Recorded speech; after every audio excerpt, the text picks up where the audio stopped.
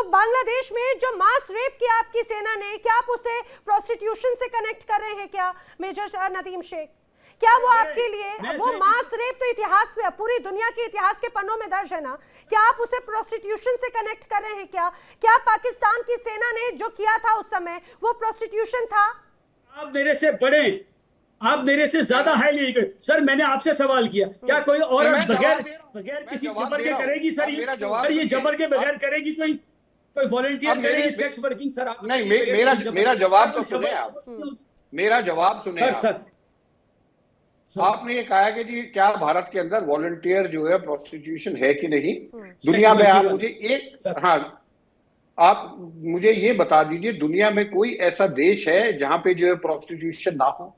एक दुनिया में कोई भी देश बता दे जहां पे प्रोस्टिट्यूशन। सर बात हो रही है नहीं, कानून नहीं लीगल की बात नहीं। देखिए लीगल चोरी भी हर जगह होती है, कत्ल हर जगह होते हैं, मैं जो जराइम हर जगह होती है।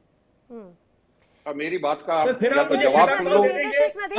इसको इससे बचने के लिए, इसको इस मसले को डाइल्यूट करने के लिए ना, ये डाइवर्ट करने की कोशिश करें। माया सिंह जी जवाब देना चाह रही हैं आपकी बात का। जी माया सिंह जी।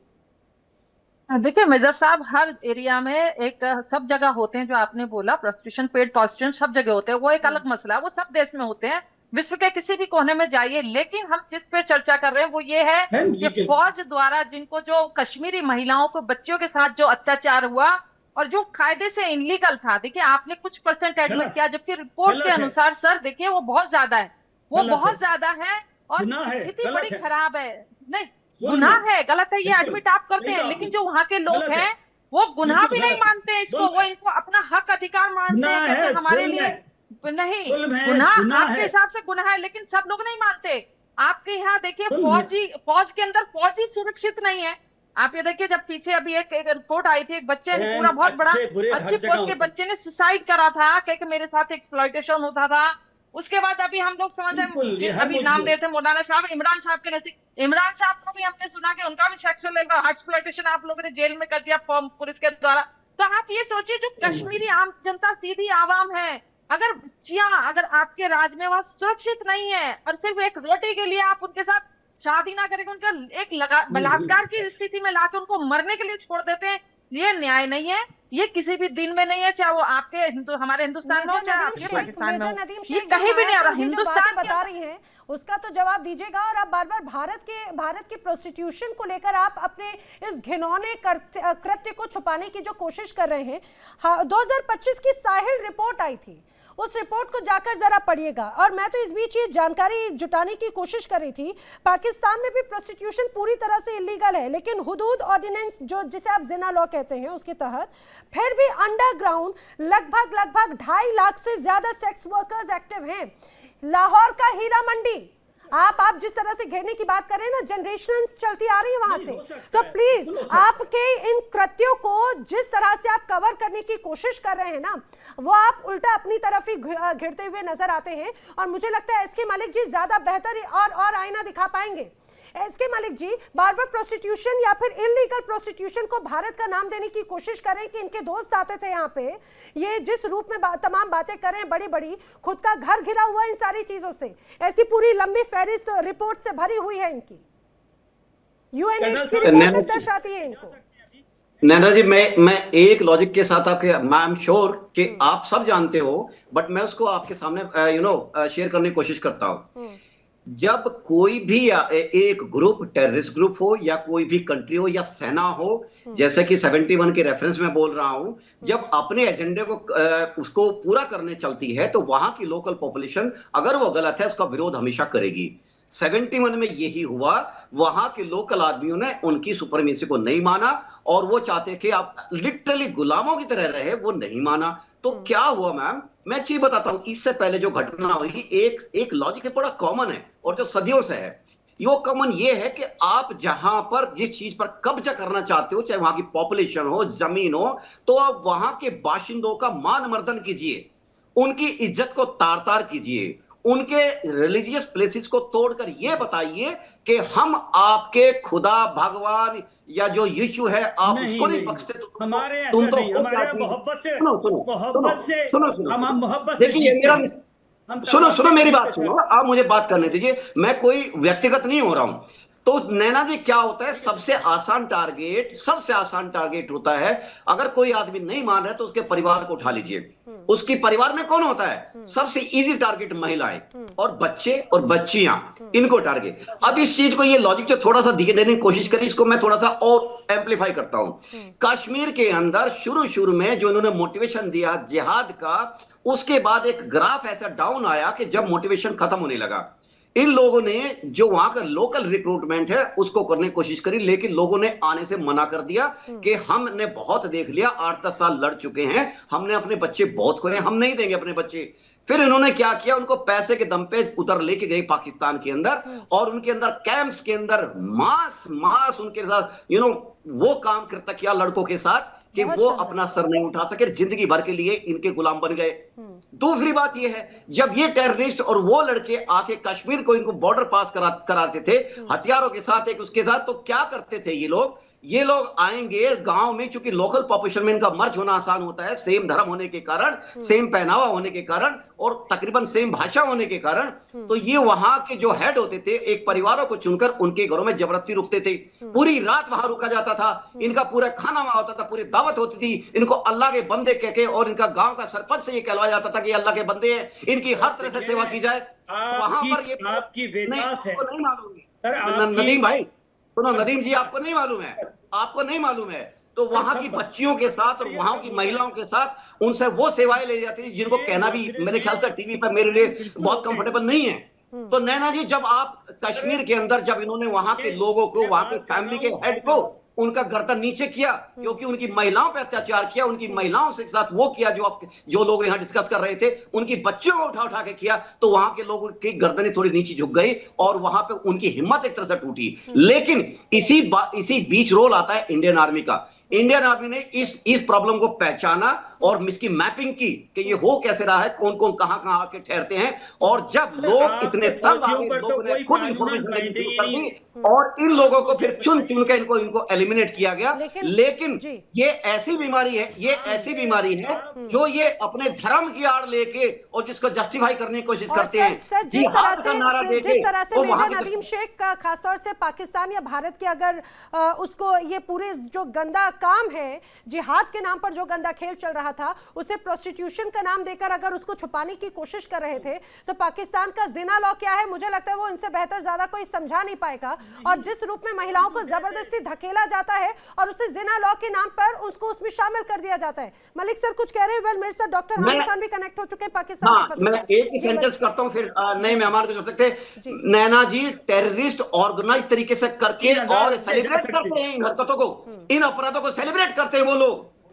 तो मेरा कहने का मतलब है कि आप जेब में 3000 रख के जा सकते हैं, आप 3000 रख के जा सकते हैं, मैं नहीं जा सकता। मैं कह जाऊं, आप तो जेब में 3000 रख के जा सकते हैं, आप पे कोई लीगल बाइंडिंग नहीं है। हमारे फौजियों पर, हम पर तो लीगल बाइंडिंग है। अगर करेंगे भी तो छुप कर, अंडर द टेबल, बहुत कम परसेंटेज होगी, ठीक है। और आपके यहाँ तो कोई लीगल बाइंडिंग नहीं है, आपके तो फौजी पर भी या आप छुप के करे, अपराध है, आप जिस रूप में भी करे और उसको बिल्कुल नस्तनाबूद करना चाहिए। और नहीं अपराध, सुनो मेजर साहब जा सकते हैं, नहीं छुपे या खुलेआम करे, जो खुलेआम करे उसका मतलब है सोसाइटी ने परमिशन दे दी। ये जब सच्चाई सामने आ गई ना, फ्रस्ट्रेशन दिखा रहा है मेजर नदीम शेख। मैं ये पेप्सी पी सकता हूँ, बस मैं सिर्फ पेप्सी पी सकता हूँ, मेरे यहाँ विस्की भी अलाउ नहीं है, मुझे पता नहीं कहाँ से मिलती। मेजर नदीम शेख, ये फ्रस्ट्रेशन दिखा रहा है आपका। हम नहीं पी सकते ये पेप्सी, हम नहीं पी सकते, इतना सेंसिटिव मुद्दा आत्मा को मैंने सिगरेट पिए, मैंने सिगरेट पिए सर, मैंने सिगरेट पिए सर। नहीं मेजर साहब, ये आपकी हिम्मत है, मैंने सिगरेट पी सर। जज्बाती और बहुत ज्यादा हिम्मत वाले हो कि जो आप पेप्सी पी रहे हो, इस घटना के बाद भी, इतना नाजुक मुद्दे को सुनकर बाद भी आराम से नहीं, हमको तो ये मैंने सिगरेट पिए सर, मैंने सिगरेट पी है, लेकिन मैं शराब नहीं ढूंढ सका मुझे, मैं ढूंढता रहा। मेजर नदीम शेख, क्या ये आपके दिन में आप तो जेब में 3000 रख के जा सकते हैं, ये भी आपके लिए हराम है ना? ये जेब में 3000, ना ये जेल में 3000 रख के कर्नल साहब तो जा सकते हैं। मुझे बड़ी हैरानी हो रही है और मुझे बड़ी शर्म आ रही है कि मैंने आपको आखिर अपनी इस चर्चा में शामिल, क्योंकि इतने संगीन, इतने गंभीर विषय पर अगर आप उसको इतना हल्का करके डाइवर्ट करना चाह रहे हैं। पीओके में, गिलगित बल्तिस्तान में जिस तरह से महिलाओं का रेप किया है आपकी सेना ने, खुद आपकी तरफ से खुलासे हुए हैं, आप उसको इतना हल्का बताने की कोशिश कर रहे हैं। बहुत शर्मनाक है, आपको शर्म आनी चाहिए इस बात को लेकर। अगर किसी ने किया जुल्म है, ठीक है, प्लीज मैं हामिद खान जी का रुख कर रही हूँ। डॉक्टर हामिद खान, कई ऐसी रिपोर्ट्स हैं जो बड़ी सामने आई है, खासतौर से ऐसे शोषण को लेकर खुलासे हुए, लेकिन इन सबसे इतर खासतौर से एक मौलाना खुद ने उनकी तरफ से इसका जिक्र किया, एक किताब का जिक्र किया, पिछले अनुभवों का जिक्र किया और उसमें बताया कि पीओके में, गिलगित बल्तिस्तान में महिलाओं का रेप किया गया एक रोटी का भरोसा देकर या उसका लालच देकर। और क्या अभी भी आप लोगों के लिए मुजाहिद जो है वो आपके हीरो हैं क्या, जो ऐसे कृत्यों को अंजाम देते हैं? हामिद खान जी, ऑडियो अनम्यूट करें प्लीज। हामिद खान जी, आपकी आवाज नहीं आ रही है मुझे। हामिद खान जी का ऑडियो एक बार चेक कीजिए। और हमारे कानून में भी इसकी ममानियत है। हामिद खान जी का ऑडियो मुझ तक पहुंच नहीं रहा है। माया सिंह जी कुछ कह रही हैं जब तक। देखिए, मैं ये कह रही हूँ जिस पे चर्चा पे हम बात कर रहे हैं, ये रिपोर्टें तो बहुत समय से आ रही है, लेकिन आज जो ये मुद्दा इन लोगों ने कर रहे हैं, ये बहुत पुरानी रिपोर्टें हैं। ये इंटरनेशनल ह्यूमन राइट कमीशन में भी उठा था कि पीओके में जो महिलाएं, कश्मीरी महिलाओं के साथ किस तरह का दुराचार हुआ वहां के आतंकियों भी द्वारा, और ये जो लोकल, जो इन लोग की वहां पे फौज पड़ी रहती थी, फौज वहां पे जो गश्तगी करती थी, वहां के वो ढूंढ के वहां से छोटी बच्चियों को और लड़कियों को ले जाते थे और जबरन ले जाते थे। वो लोग बहुत परेशान थे। ये रिपोर्टों में है, ये दर्ज है, ये इंटरनेशनल ह्यूमन राइट्स की रिपोर्ट में दर्ज है। और लेकिन चूंकि आप मानना नहीं चाहते मेजर साहब, तो इसमें क्या कर सकते हैं। लेकिन मेजर साहब, आप ये मानिए, जिस तरह से आप बलात्कार को आप प्रोस्टिट्यूशन से नहीं कंपेयर कर सकते। प्रोस्टिट्यूशन एक अलग ही फील्ड है, अलग ही लाइन है जो स्वेच्छा से करती है महिलाएं। लेकिन जो जबरन, एक रोटी तो बात की बात है, मैं नॉर्मल बच्चियों से जो जबरन व्यवहार हो रहा था, छोटी छोटी बच्चों से गांव में घुस के, गांव के घरों में घुस के जो व्यवहार हो रहा था कश्मीर में पीओके की लड़कियों के साथ जो हुआ है, जुल्म है, बच्चियों के साथ हुआ है। अगर कोई गलत जुल्म है, लेकिन हुआ, अगर कोई इस तरह की चीज लेकिन हुआ, खुदा ना खास्ता हुई है तो ये जुल्म है, ये गुनाह है, ये बेईमानी हरकत है। इससे बड़ा जुल्म नहीं है, इसीलिए स्टोन टू डेथ है। दूसरी बात, ये बहन एप्स्टीन फाइल को कहाँ रखेगी? कौन सी human rights organization? Epstein file, देखिए हमने एप्स्टीन फाइल को कौन सी ह्यूमन राइट्स ऑर्गेनाइजेशन कंडेम कर रही है? देखी मेजर ये साहब, सब पॉलिटिसाइज है मैडम। पाकिस्तान में नहीं देखी। आप हमें बता दीजिए कि कौन सी स्टोन टू डेथ है। हम भी उसको गूगल सर्च करके, हमने आज तक पाकिस्तान में कोई स्टोन टू डेथ देखी? हमारे यहाँ अभी नहीं देखी। बच्चों के साथ बिल्कुल नहीं देखी। पाकिस्तान के कानून में फांसी है, पाकिस्तान के कानून में फांसी है। आप ये बताइए कि कहाँ फांसी है, आप दिखाए ना। अब फांसी दिखाए, कहाँ है फांसी, दिखाए ना। आप दिखाए कि मेरे पास रिपोर्ट है, हम आपको इंटरनेशनल ह्यूमन राइट्स की रिपोर्ट दिखाते हैं। आप रिपोर्ट देखिए, ये ह्यूमन राइट्स की रिपोर्ट देखिए। ह्यूमन राइट्स की रिपोर्ट कहती है कि कश्मीरी बच्चों के साथ क्या हो रहा है। सर, आप एप्स्टीन पर दिखाएं कितनी ह्यूमन राइट्स की रिपोर्ट है। एप्स्टीन पर दिखाएं। मेजर नदीम शेख, क्या नहीं हो गया? छोटी छोटी बच्चियों फाइल है क्या? आपकी आर्मी का ये एप्स्टीन फाइल ही है क्या? पीओके या गिलगित बल्तिस्तान का ये एप्स्टीन फाइल है क्या, जो आप बार बार एप्स्टीन फाइल का जिक्र कर रहे हैं? ये गंदा चेहरा जो सामने आया है पाकिस्तान की फौज का या फिर आपके मुजाहिदीनों का, ये आपकी एप्स्टीन फाइल का हिस्सा है क्या? फिर से आप डाइवर्ट करने की कोशिश कर रहे हैं। ये सारी ऑर्गेनाइजेशन आपके खिलाफ भी इसी तरह बहन बात करेंगी। ये एप्स्टीन के खिलाफ नहीं बोल रही। सारी दुनिया के सामने पिक्चर्स मौजूद है बहन, एविडेंसेस मौजूद हैं, ठीक है सारी, लेकिन वहां नहीं बोल रही। वहां आम जनता बोल रही है, जो इफेक्टिव है वो बोल रही है बेचारी आके। मतलब आप ये देखिए रिपोर्ट्स हैं, ह्यूमन राइट्स की रिपोर्ट्स देखिए, बच्चियों के अत्याचार देखिए, बच्चियों की मौतों का गिनिए। पीओके के अंदर कितनी बच्चियों की मौत हुई, आप उनको गिनिए, आप महिलाओं को गिनिए। ये सब नहीं, जो गलत है गलत है। अगर कहीं ये हुआ है वो जुल्म है, कहीं ये हुआ है आपने कहा जुल्म है, लेकिन आप एक भी सजा दिखाइए। आप सजा दिखाइए कि आपने कश्मीर में कल बच्चियों के खिलाफ जो हैवानियत हुई वो आपने पत्थरों से मार के खत्म कर दिया। कहीं रिकॉर्ड में है आपके पास? बंदे आए, उनको सजा होगी। देखिए इंडिया डेली 24/7 अब आपके स्मार्ट टीवी पर। इंडिया डेली मौजूद है सभी डिजिटल प्लेटफॉर्म पर लाइव और लगातार। इंडिया डेली 24/7 हर दिन राष्ट्र को समर्पित।